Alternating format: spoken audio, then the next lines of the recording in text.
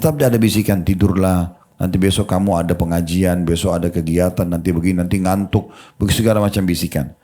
Baik, gimana Ustaz kalau saya melepaskan ikatan yang kedua? Nabi ajarin. Ya. Fa'in tawadda'a in hallat uqda. Kalau dia langsung wudu, maka akan terlepas ikatan yang kedua. Makin lemah syaitannya. Tapi masih ada bisikan karena masih ada ikatan yang ketiga.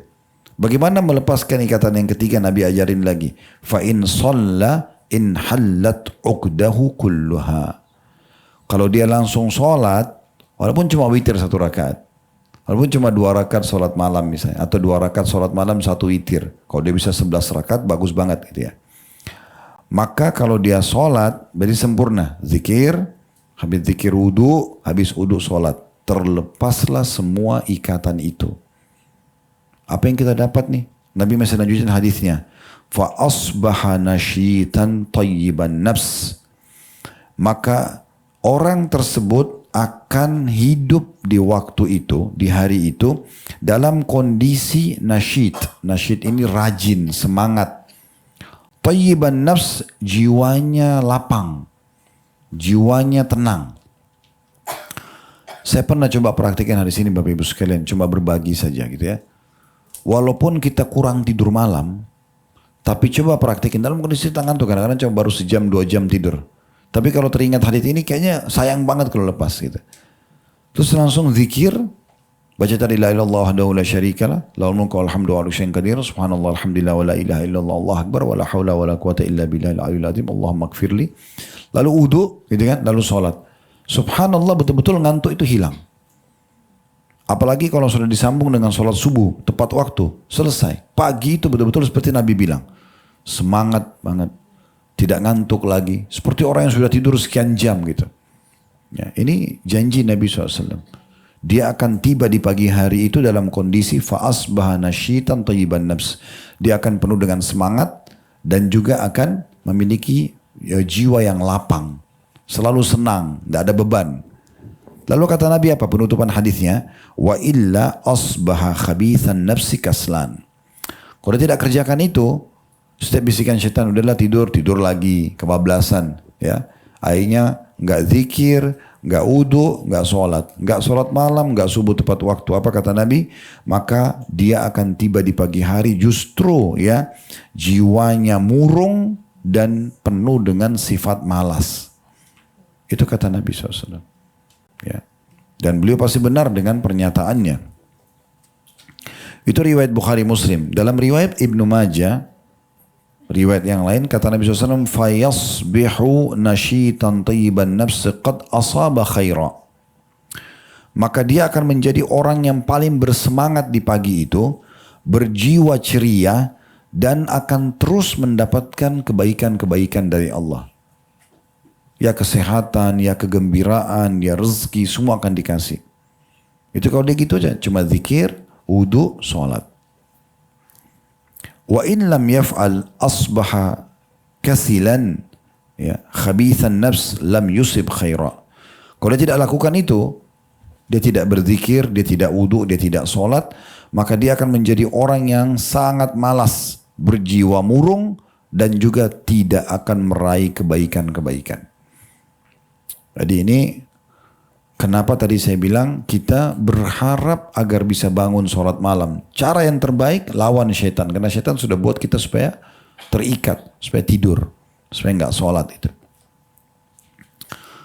Dalam riwayat yang lain dengan sanad yang sahih diriwayatkan oleh Ibnu Hibban dari hadits Jabir radhiyallahu anhu bahwasanya Nabi SAW bersabda, "Ma min dzakarin wala untha illa ala ra'si jarirun ma'kudun hina yarkudu bil lail." Terjemahnya, tidaklah seorang laki-laki maupun perempuan, tidak ada siapapun, ya, kecuali di muka bumi laki-laki dan perempuan sama, kecuali di atas kepalanya terdapat tali bersimpul, ya, manakala dia tidur di malam hari.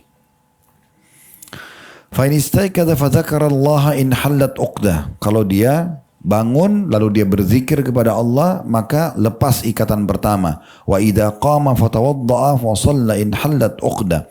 Kalau dia wudu, ya, maka lepas ikatan, dan kalau dia sholat lepas lagi ikatan. Wa asbaha khafifan tayyiban nafs qad asaba khaira. maka engkau akan temukan orang tersebut ya dalam kondisi hidupnya ringan, tidak ada beban, ceria jiwanya dan meraih kebaikan. Hadis ini diriwayatkan tadi Ibnu Hibban dan juga Ibnu Khuzaimah.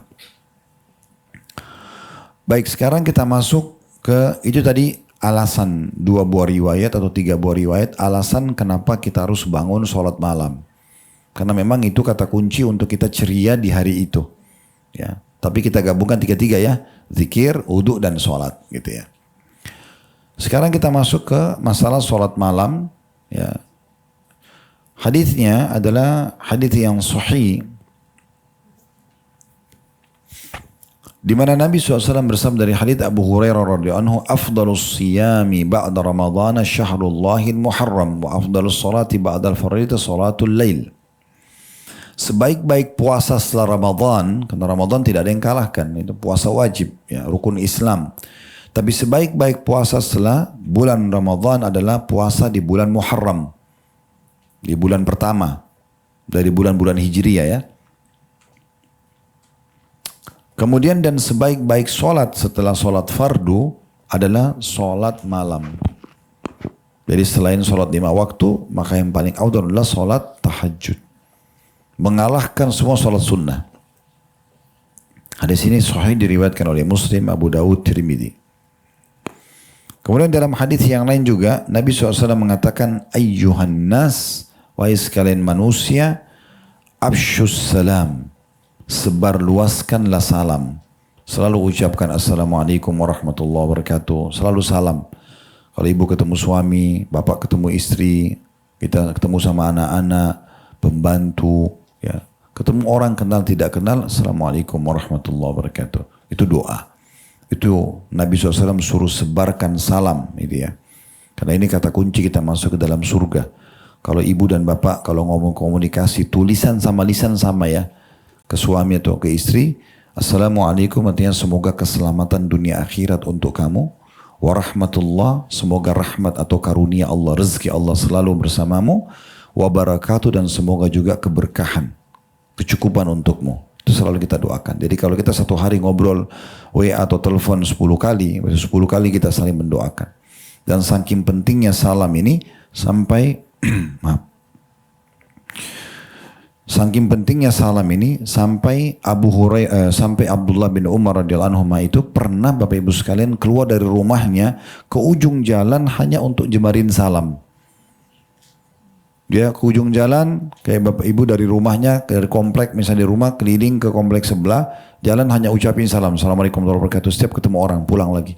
Kalau 10 orang aja kita salam begini, berarti kita dapat 300 pahala. Karena assalamualaikum 10, warahmatullah 10, wabarakatuh 10. Jadi kalau Bapak Ibu tulis atau lisan, assalamualaikum warahmatullahi wabarakatuh, dapat 30 pahala. Kalau assalamualaikum aja cuma 10. Ditambah warahmatullah berarti jadi 20. Kalau lengkap wabarakatuh 30. Ya, jadi nggak usah diringkas-ringkas. WS, WB, gitu. Ya, ya. Ya. Atau ASS atau apa gitu. Tulis lengkap aja. Assalamualaikum warahmatullahi wabarakatuh. Kita sedang minta doa kepada Allah gitu ya. Nah, itu afdal. Sebarkan salam. Kemudian kata Nabi SAW, wa'at'imut ta'am, berikan makan orang. Ya. Traktir orang lain, berikan makan orang lain, itu pahalanya besar sekali.